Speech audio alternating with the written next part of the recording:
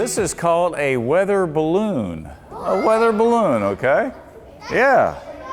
It's a really, it looks like a really big balloon, but you should see it when it gets to the top of the atmosphere, about 100,000 feet up. It'll be the size of this room. Do you know that? Isn't that crazy? Because if it blows up, it'll pop. And it does pop. That's interesting. The cool thing is, so what happens, this balloon, they fill it full of hydrogen. Have you ever heard of hydrogen? Yes. Well, I don't know if you guys have studied this yet, but did you ever hear of the Hindenburg? Yes. It was a big, they call it an airship, a big blimp, and it caught fire. Yeah. And the reason, well, I'm not sure if it got struck by lightning or what, but hydrogen is very flammable, but it's also very cheap. And our taxpayer dollars pay for this balloon to be filled up with hydrogen twice a day here in Shreveport and track the weather using this little guy right here. This is called a radiosonde, and it's got batteries in it. I think it's even got a light, and it's got a string. So the guys at the National Weather Service at the airport, have you all ever been to the Shreveport Regional Airport? Is it where over there? I have. Well, let's see. It's back this way. So yeah, it's west. It's west of here. And so those guys at the National Weather Service, they are the ones that give us all the weather data we need. They take care of everybody's needs with weather. They got all these fancy computer models, you name it, weather instruments.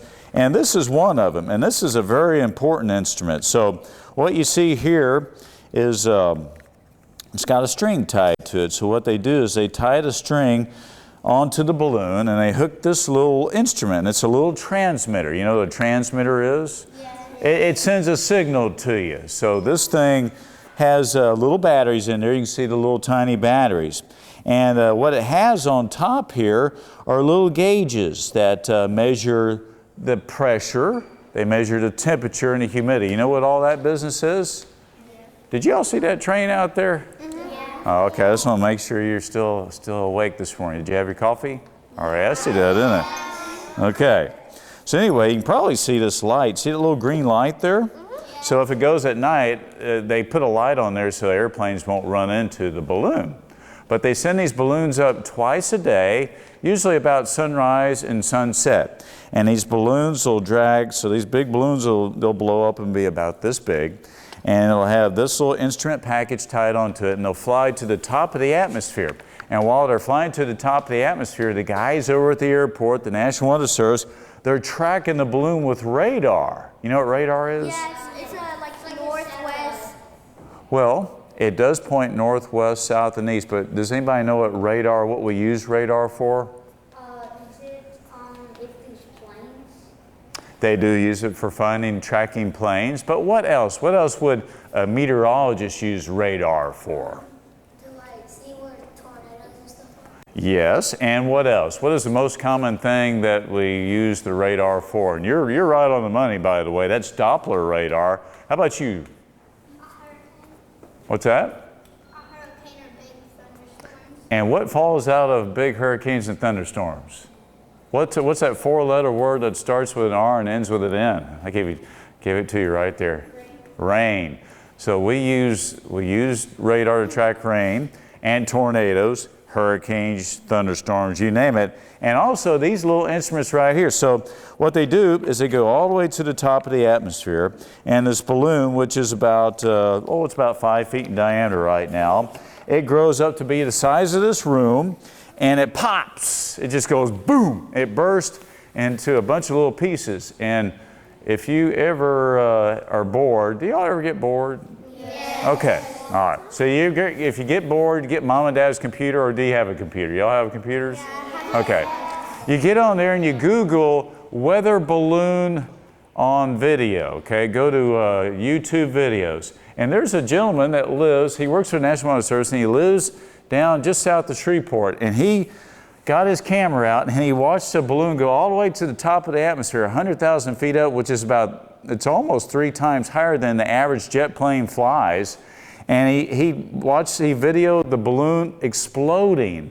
And it was the size of this room by the time it got to the top of the atmosphere. And the reason why it gets so big, well, it is kind of stretchy. You see, it's, it's a neoprene rubber balloon. But up there, the air pressure is so low, and the balloon pressure inside is so high that it just keeps getting bigger and bigger and bigger until it just explodes. The rubber just can't handle that pressure. So anyway, this guy right here falls back to Earth. Now, it weighs about probably 2 pounds. So if this fell down and hit you on the head, it would kind of hurt, wouldn't you think, if it fell from 100,000 feet? But what is not shown here is this has a little parachute. And this parachute drops down, so this thing will just kind of, you know what a parachute is, right? You see people jump out of airplanes. Are you guys going to go to the air show this weekend? No. Well, why not? Yes? My mom has to go somewhere first. Oh, okay. All right. Well, Mom's busy. But anyway, if you ever go to the air show, they're going to have people jumping out of airplanes, and they're going to be wearing their parachutes. If not, they're going to hurt when they hit the ground, right?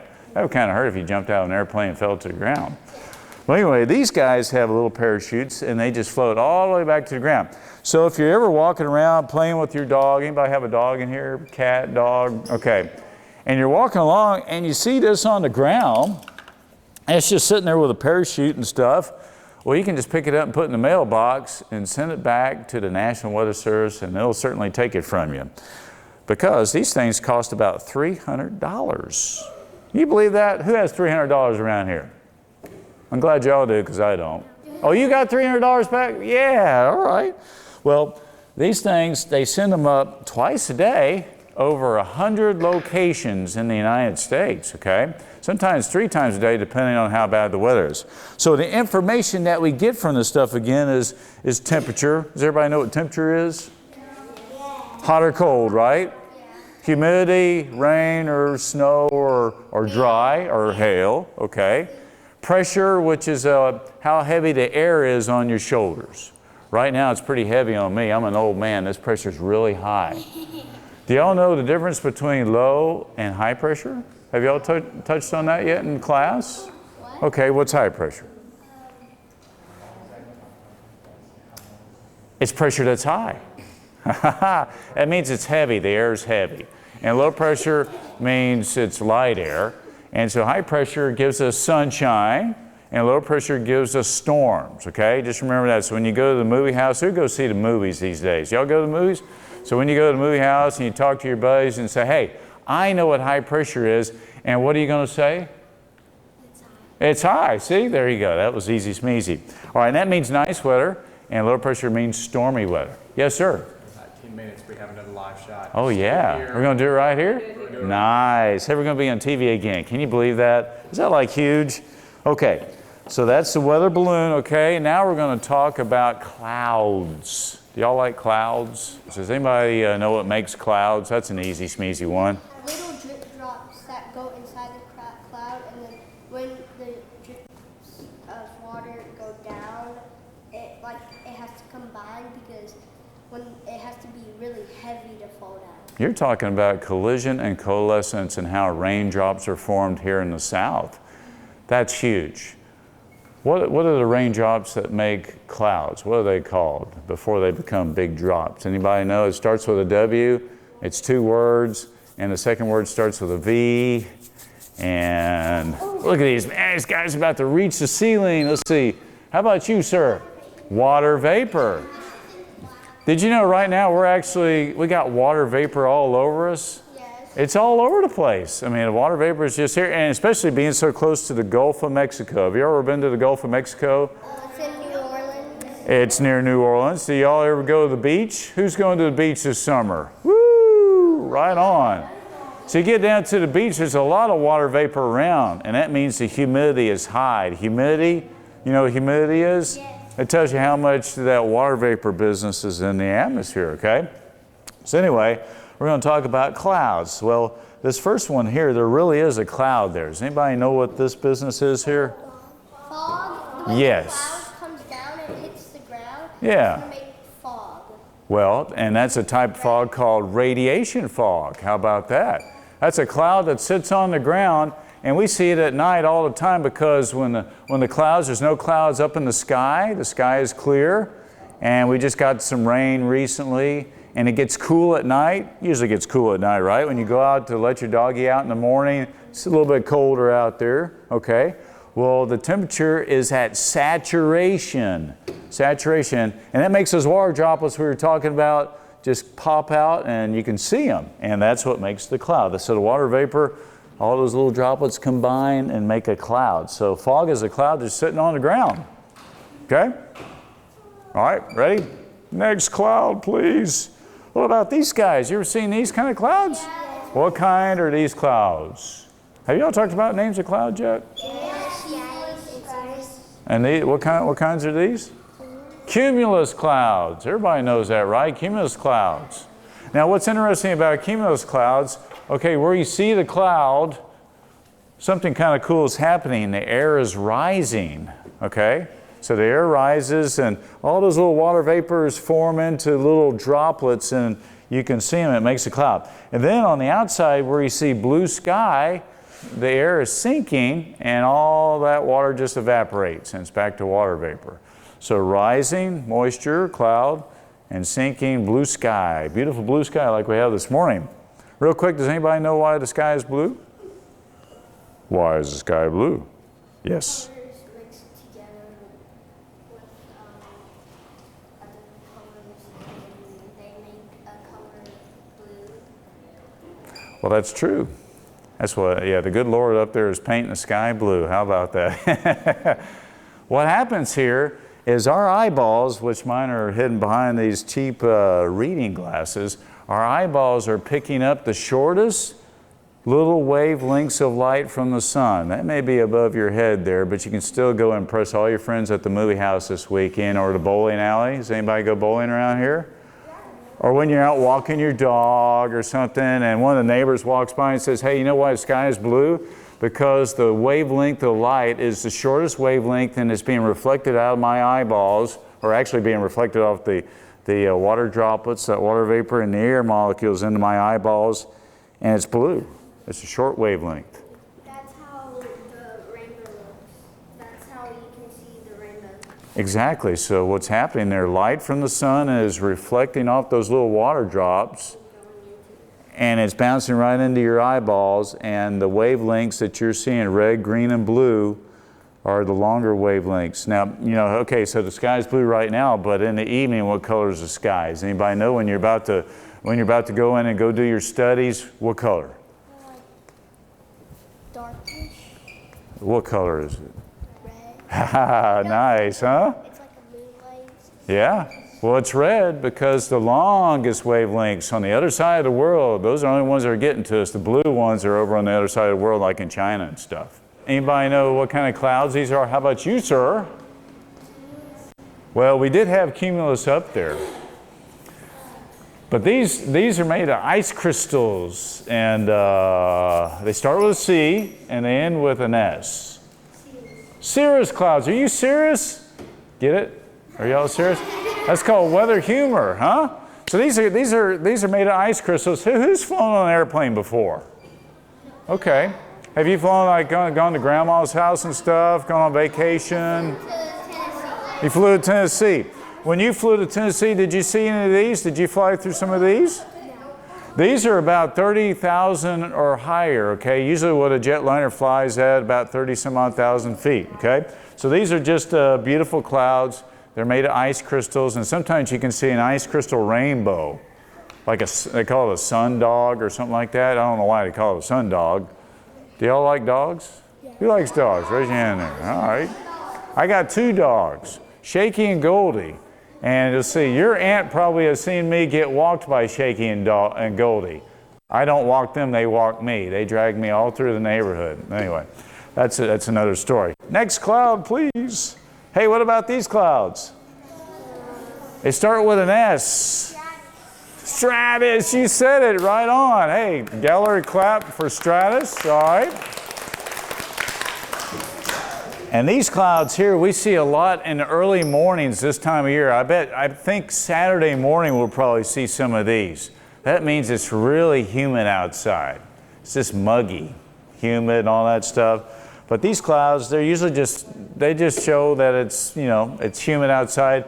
But another thing they show is, does anybody know why clouds are dark and clouds are white and all that good stuff? Let's see, how about you? You, yourself, and you? Yes, my neighbor. What's your name, young lady? You, yeah. Why are these clouds dark? Well, sometimes, you know what? Some of the worst weather you see is really dark outside. But there's a reason for that, and it has to deal with the sun, of all things. Do you know? Beautiful. Hit the nail on the head right there. Right there. So what's happening is all that sunlight is getting blocked by the clouds. The clouds are tall enough to keep the sun away, so it looks really dark beneath them. Usually clouds are as white as your shirt right there. Yeah, usually those clouds, and that's, you know, most of the time during the day, the middle of the day, when all you see is a blue sky. In the evening, though, what color are the clouds? Yeah, I'm just moving my shirt around. How did y'all know it was red? Huh? Oh, okay, man, I can't pull nothing over you guys. All right, next cloud, please. Let's see here. More of these kind of clouds. Okay, how about you, sir? Well, these are, I believe, NIMBOSTRATUS. And why I say I believe, because I can't see if it's raining or not. But anytime you get rain, you see rain and it's cloudy outside, those are NIMBOSTRATUS. Because usually, and stratus means like a blanket, it's covering the sky, okay? So, as you can see here, covering the sky, and rain falling out of those clouds is NIMBOSTRATUS. Tell all your friends this weekend when you go to somewhere, tell them all about NIMBOSTRATUS. Okay, next up, please. Oh, hey, what kind of cloud is that? CUMULONIMBUS, right? And what's really cool about a CUMULONIMBUS cloud, this is like, it's many explosions, and it looks like a big mushroom cloud, right? Did y'all see, or have y'all like had history and learned about the atomic bombs that hit back in World War II, things like that? Okay. Like in Japan, exactly. Well, this cloud alone is about 1,000 times those bombs that were dropped in Japan back, 70 years ago, a long time ago. Yeah.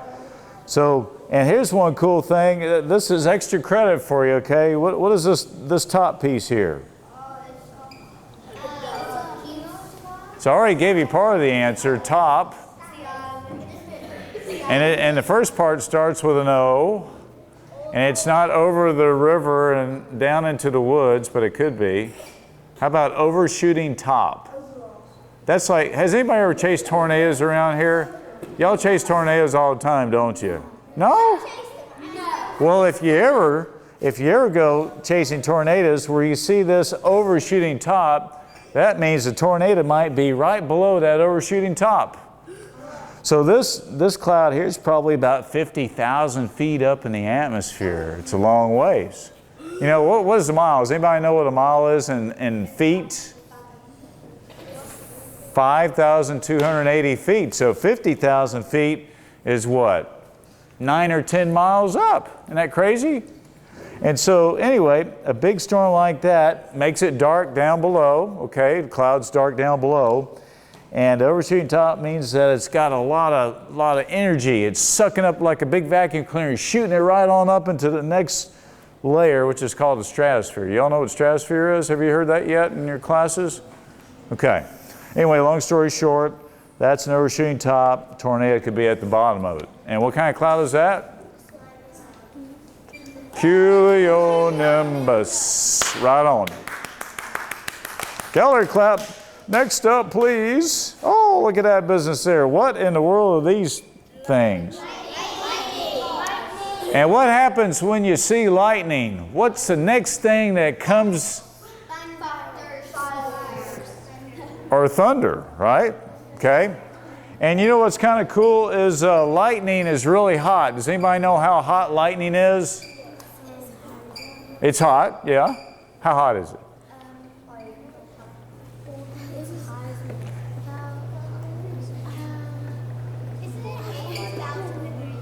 It's pretty darn close. It's 10 times hotter than the sun's surface. Did you know that? 10 times hotter. I should have asked you. But that's a good try, though. So lightning is really hot. So lightning is so hot that the air explodes and makes thunder. What you're hearing is the explosion of air away from that lightning bolt. That's what makes thunder. So what comes after lightning? Thunder. Thunder, okay. Next up, please. Oh, look at that business there. What in the world is that? Hail. Well, that is. And that is the largest hailstone that has ever fallen. You know how much that hailstone weighs? It's a little over a pound, I believe. And that thing is like the size of a volleyball. Isn't that amazing? Y'all play volleyball? Who plays volleyball around this joint? Oh, it's okay, it's a little bit smaller than a soccer ball, okay. Hey, can you like playing soccer? Can you kick the ball up in the air and just keep it up in the air with your feet, like doing that stuff? That is the coolest thing I've ever seen. I think that is just the coolest thing to be coordinated enough to do that. But anyway, this big giant hailstone, look how it's got all these little appendages, these little, looks like ears and horns and noses and stuff. What's going on here? Usually hail is circular, okay? And it's raindrops. So raindrops fall, but they get into that overshooting top thing. It's called the updraft. And those raindrops keep pushed up high in the cloud and they fall, and they get kicked up high in the cloud and fall. But sometimes they get so big that the storm just can't hold them up in the air any longer, and they spit them out. Just spit them out, which is not very, it's not very polite to spit, right? Even though when I'm talking, I usually spit a whole bunch. I'm just kidding, just kidding. Anyway, long story short, this hailstone here, I think it was in Nebraska, or no, it was Wisconsin. This fell in Wisconsin back in 2012. But anyway, this would do a lot of damage. Have you ever been in a hailstorm? Probably have around here. In fact, if you live near me, it was only about 3 or 4 weeks ago, early in the morning, about 4 o'clock, that we had some hail. Because we had it beating on our window. My wife and I thought somebody was throwing gravel at our window, you know? And it was like 4 o'clock in the morning. We've been sleeping and the dogs are barking and going crazy. And we're like, man, it sounds bad. And it was hailing. It was a little bitty hail, though. It was about the size of a quarter for a while, and then it got smaller. But it just beat up like our fence. It looks like somebody threw gravel at our fence. Our fence is all like all these little white spots.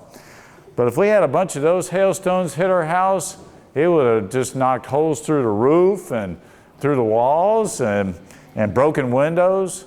So these hailstones usually come with severe thunderstorms, okay? All right, next up, please. Oh, look at that business there.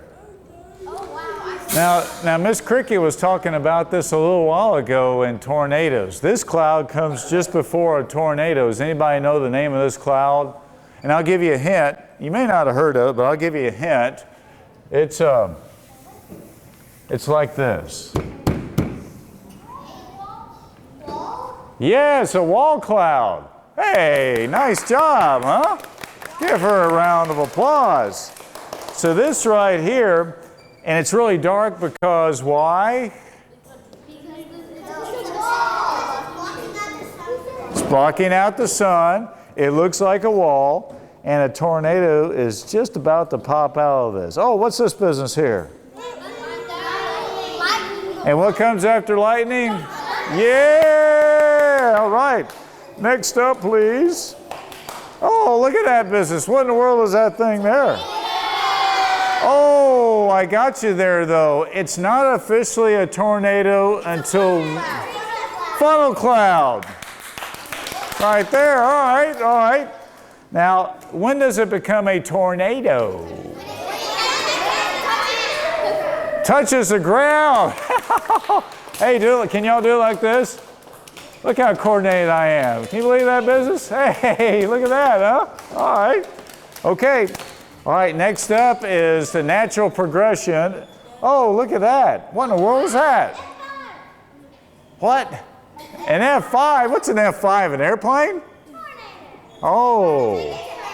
Okay. That's the way they used to classify tornadoes. by the way, the damage they make. Now they call them EF5 if they're really monsters. Believe it or not, this is a few years before you guys were born. Well, probably more than that. 1999. Where are y'all born? 2009? Well, these guys right here, this pair of tornadoes that kind of evolved into a monster quarter-mile wide tornado were just down the street from us. Did you know that? These guys, you know where Benton Road is? You go to Kingston, so you know where Kingston Road is. So Benton Road is just down the street. These tornadoes came right across Benton Road on Easter Sunday in 1999, and they were really mean. They hurt a lot of people, and they even killed some people, which is pretty sad. But anyway, it's very dangerous. Tornadoes are dangerous. Now, why was it? Now, get this, everybody, real quick. This was 4 o'clock in the afternoon. It looks like nighttime out there. Why was it so dark?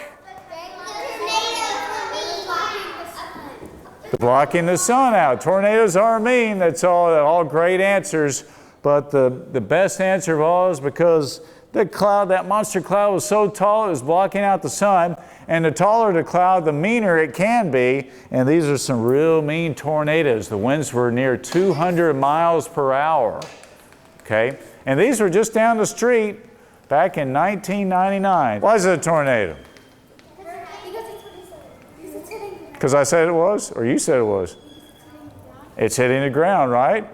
So a tornado, if it's a funnel cloud, it's not hitting the ground. Yeah, but if it's a tornado, it's hitting the ground. This is the same one we just looked at. Isn't that kind of weird? But this is over next to the river. It was coming, you know where the Red River is? It's just right down the street, right? Which, well, actually, it's just right there. It's kind of funny, huh?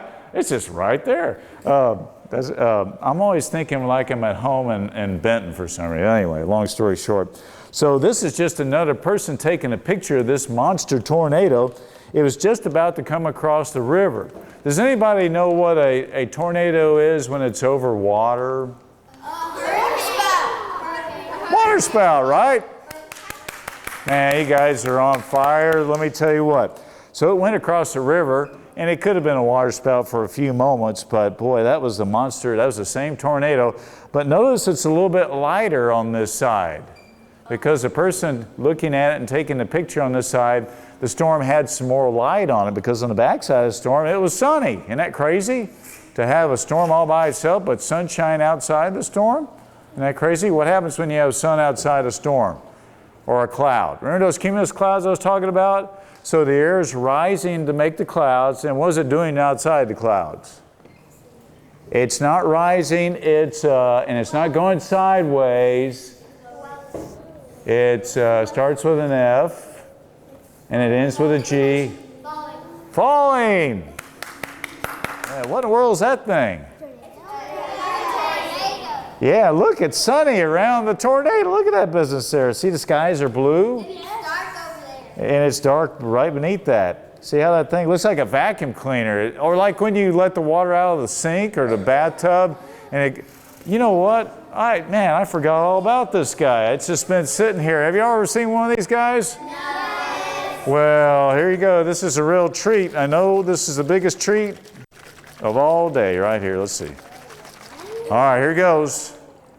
Let's see. Oh, wait a minute. Here we go. Come on, get back in it. There you go. Can y'all see that? Yeah. Doesn't that look about the same? Look at that. I'm going to compare them side by side. Yeah. Mine's actually better, of course. Hey, what's it doing down here? Raining. There you go, man. You guys are just on fire. I better make another one because that took a while. Let's see here. Side by side comparison. We need a vote here, okay? Vote that Joe Haynes is the coolest weather dude ever if you like his tornado the best, and vote if that silly tornado is better, which it's not, okay? So who thinks that Joe Haynes is the coolest weather guy ever and has the best tornado making machine ever? There you go. I win by a landslide. I'm the winner, and you are the loser. Yeah. And what's it doing down here again? Hey, you guys are on fire, man.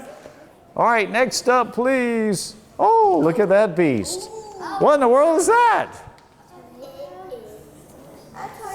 That's a tornado. That one there, that's a monster tornado. That's like over a mile wide. And how far is a mile in feet? Somebody said 5,280. Close enough.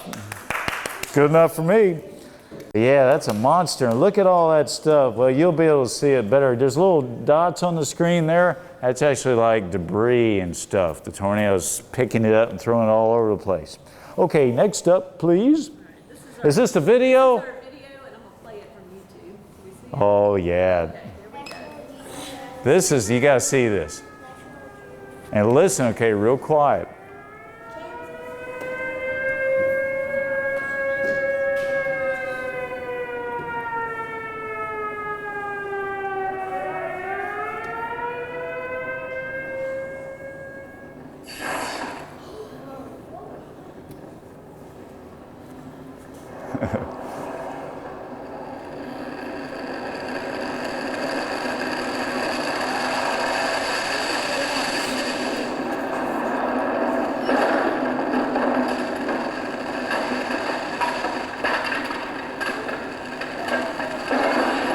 That's a good sound. Wow.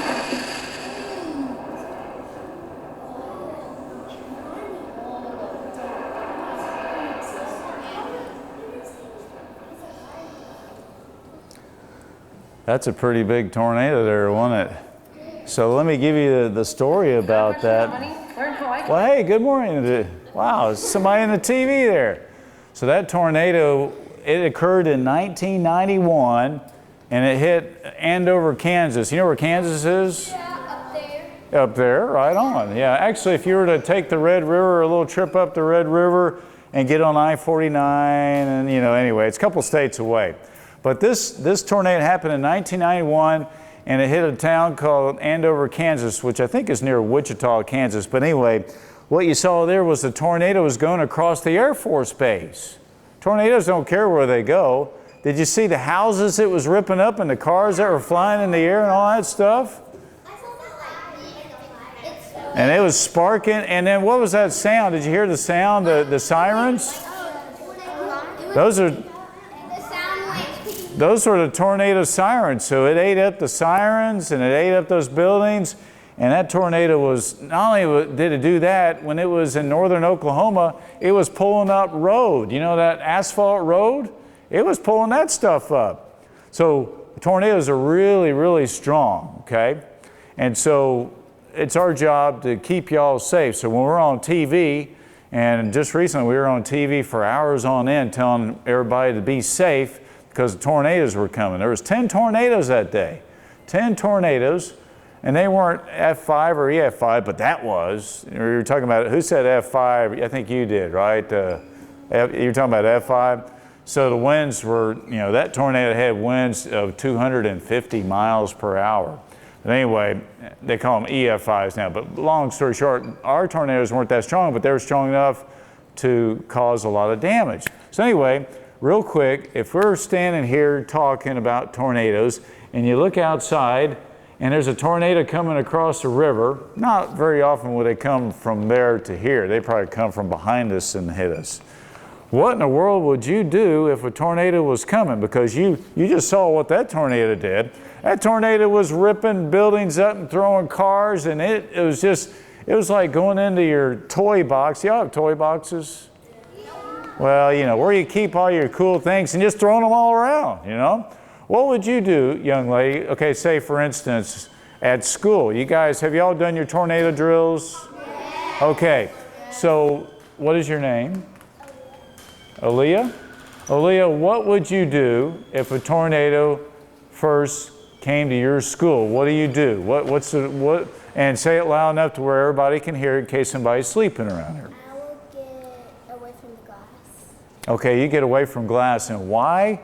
Why wouldn't you? Wouldn't you want to look out and see the tornado coming through the glass? No. The tornado comes through the glass will pop. And what will that glass do? It'll cut you. It'll cut you, right? Okay. So now if you're at your school, one thing you want to stay away from windows. That's probably one of the most important things.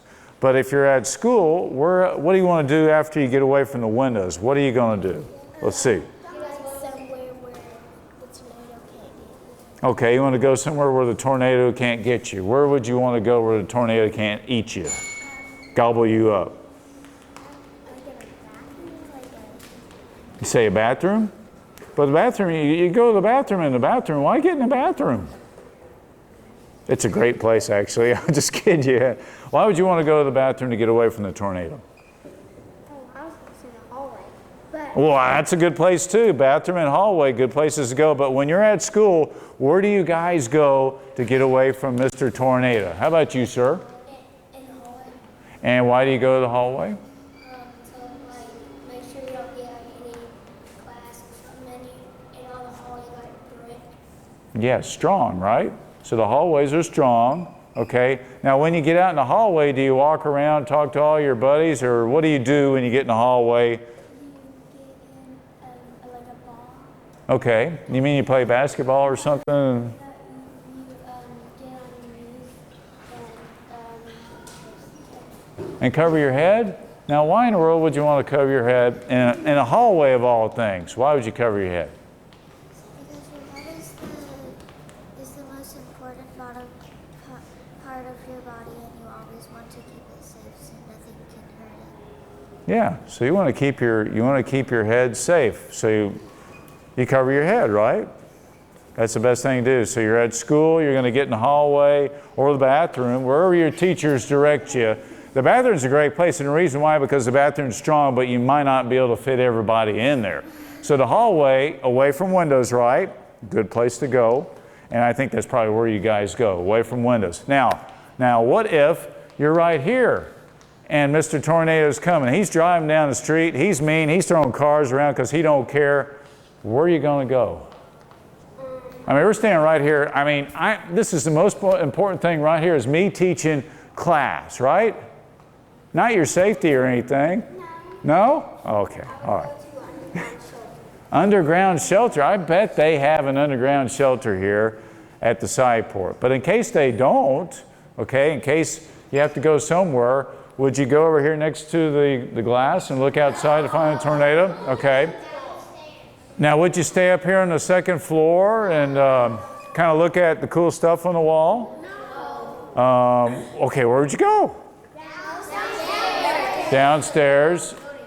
Okay, and why would you go downstairs? Because the upper place is most likely to get hit. So it's stronger. The building's stronger downstairs, right? And the upper part could just blow away, right? Okay. So once you got downstairs, where are you going to go? The basement. Well, if they don't have a basement. You get sent to the position of downstairs. You would go to the wall. Okay.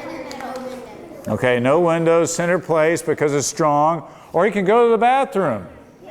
Because the bathroom's usually strong. There's no windows in the bathroom, right? Okay. Last but not least, or least but not last, if you're at home and you're out walking a dog, or you're watching your friendly weatherman neighbor walk or have his dogs walk him, and you see a tornado coming, or on TV, KTBS comes on and says, tornado warning, find safe shelter. What are you going to do? You're at the house. And what are you going to do? What are you going to do? Get in the closet? Okay. And why would you get in the closet? Or the bathroom. Why would you get in the closet? Because there's no windows in there. And no windows in the closet, okay. What else is good about the closet? It's just as good as the bathroom. Why is that? Yes. Strong walls, right? Okay. Okay, so the closet is good. Also, another place is good, the bathroom at your house, okay. And how about the swimming pool? No. Okay. No swimming pool. All right, no swimming pool. Okay. Actually, last but not least, because I'm gonna last but not least you one more time. If you're outside in the middle of a field, okay, all right. So here it is. Here's a scenario. All right. Here it is. Okay. Now put your pretend thinking cap on. Right. Okay. All right. What is this right here? This is the best tornado there ever was, right? By Joe Haynes. Okay, here it is. It's coming. What are you going to do? Where are you going to run to? No, wait a minute. There's no downstairs outside. You're still outside. You're not in your house yet, okay? Okay. Okay. So here it is. It's coming at you. You're going to run, right? But which way are you going to run? Okay.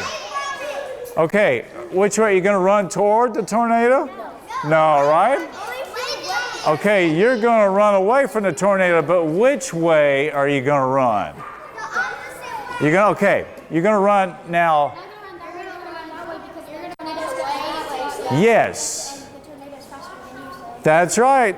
Bingo. So the best thing to do is run that way or that way. Oh yes, gallery clap, everybody. Gallery clap. Okay. So the tornado, when it's coming at you, you don't want to run toward it, and you want to run this way or that way, because sometimes these guys go 50, 60 miles per hour. They have winds that are over 200, but they're traveling like a car on the highway at highway speed. And most folks around here, you know, sometimes who watches ESPN? You guys probably don't, right? Do y'all like sports? Sometimes they show how fast people run, like football players, and sometimes they can run for a very short time at like 25 miles an hour. I mean, they're really fast. They can't stay going that fast very long, but anyway, a tornado would just get them and eat them up, because you can't outrun a tornado, so you run this way or that way, which is what we call right angles. I don't know if y'all seen that in math yet or nothing, but yeah. Yeah. Squares have right angles, right? Yeah. Right. Rectangles and stuff like that. So anyway, that's what you do if you're outside, but then you just want to get to a sturdy shelter and away from windows, like right here next to these windows, right? No. Okay. Just checking and see if you're awake. Yes. And last but not least, or least but not last, I think that's it. Let's see, I think we've concluded the class. Wow, man.